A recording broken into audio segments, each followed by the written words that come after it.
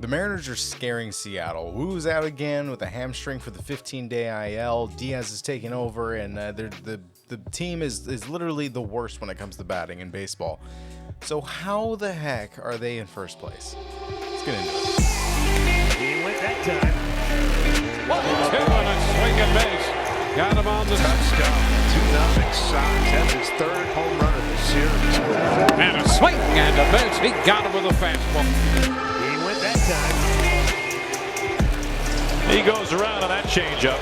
Welcome back to the Touching Base Podcast. Good to see your smiling faces again. Sorry I haven't been posting very much. I've been preoccupied with editing other videos that are for other channels that are baseball related. Anyways, back to the main point of this video, which is that you should subscribe to this channel. I'm kidding. Do it if you want, like the video later, but let's get into it. Woo is out again. He's out now with a hamstring after his elbow's been completely healed, but now he has a hamstring issue. So he's going to be out for about a couple weeks on the 15-day IL. Diaz will be coming out to take his place. Now, he has one start that comprised of 4 strikeouts, 1 walk, and like 9 hits, but his ERA is a 5.06 in 5 innings pitched total.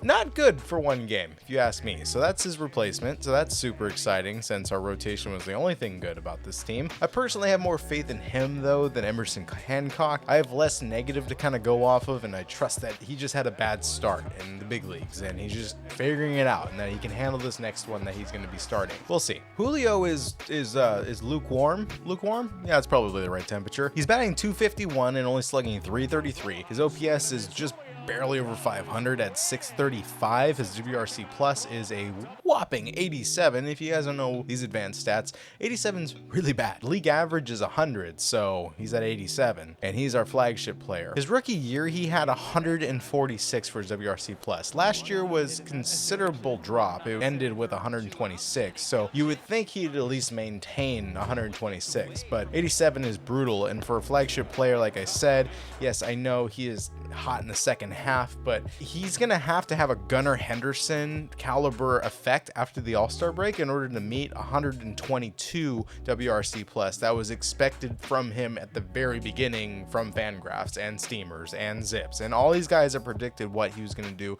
to perform this season. Earlier today, as I released this video, the Mariners released I would call it the Turner strategy, which is where they encourage the crowd to show up to the game and give him a standing ovation to kind of boost him up, and hopefully he'll play better. If you aren't familiar with this, Jay Turner was having an awful season, like really bad. Superfan from the Phillies basically got the entire stadium that was showing up to give him a standing ovation, and from that day on, Turner changed his whole season around to where he ended that season with a 4.3 WAR, 108 WRC plus, batting .266 and slugging a .459. Now, I know those aren't all-star caliber numbers, but he finished the season with that.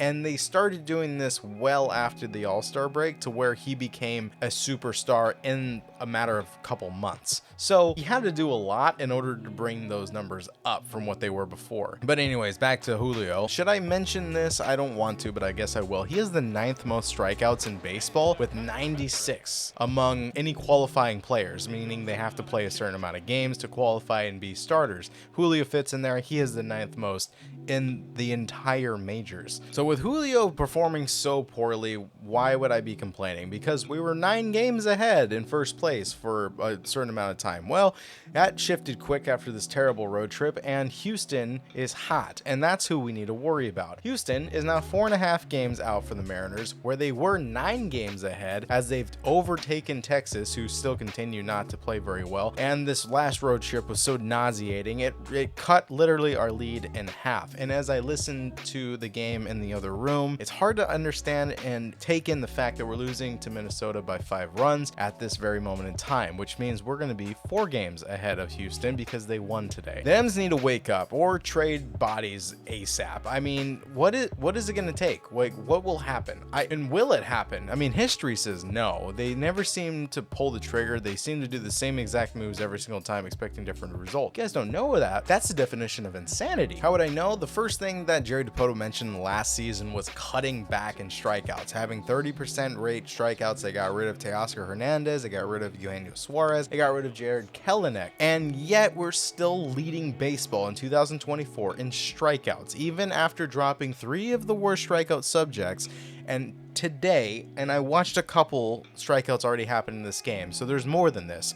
The Mariners have the most strikeouts in baseball at 851, and I would not be surprised if it's actually 860 at this point. And I'm talking this as a recording on June 29th. The next up, the Oakland A's with 817, almost 50 less strikeouts than us, and yet they're in last place. The next closest behind them has 768, so we're talking literally 100 less strikeouts than the Mariners. Polanco is basically just another Teoscar Hernandez in 2023 at this point. So that's another big issue that I have. Although at this point, I think Teoscar is better than what Polanco was. At his current rate, Polanco will be leading the team in strikeouts at only 49 games played. He has 62 strikeouts. More than every single game, he averages a strikeout. Teoscar last year played 160 games and struck out 211 times. It's nauseating, I know. If you do simple math on that, 160 divided by 49 is 3.265, and 62 strikeouts times 3.2 equals 202 strikeouts. Are we calling that an upgrade for saving 9 strikeouts in a total year? Like, that's the rate we're on right now, and that includes his injury. So if he was playing consistently and didn't get injured, he'd probably have more. Teoscar hit a 258 batting average last year and had an OPS of 741, which Polanco so far is batting a 193 with an OPS of 577.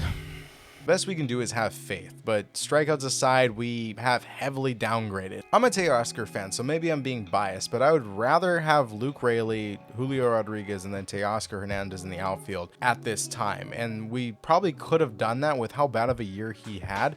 We probably could have re-signed him for much less than what he was contracted the year before. And then we could have gone out and got a 22 to 25-year-old second baseman that could perform, that wasn't rooted in one city his entire career and didn't have an injury bug always looming over him his entire career. And yes, I'm talking about Polanco. Now, maybe, and you guys can back me up on this, his nickname is Chulo. As far as I know, Chula or Chulo. If that's the case, maybe we just need to really start calling him by his nickname, and then maybe the superstar will come out. I don't know what's going to happen with Polanco, but we have him now. We don't have Teoscar anymore, and we got to figure a way to make him an upgrade because we traded away a lot during the offseason for him, and so far our return has been negative, not even meeting in the middle. I'm still very worried for the state of this team and their ability to make the playoffs. I understand this is much better than the last few years as far as where we are, but if we keep up this road trip, this terrible road trip we've had, we're gonna fall back into a worse spot than we were last year. I have no feeling like this with any other team in first or second place at the moment. Keep in mind,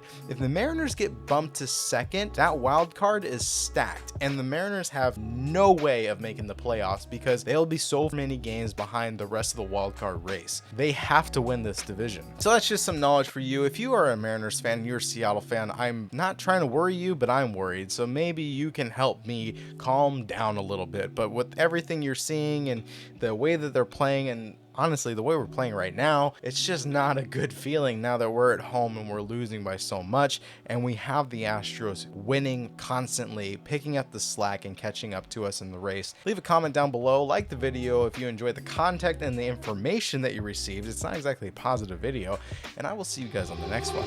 See ya.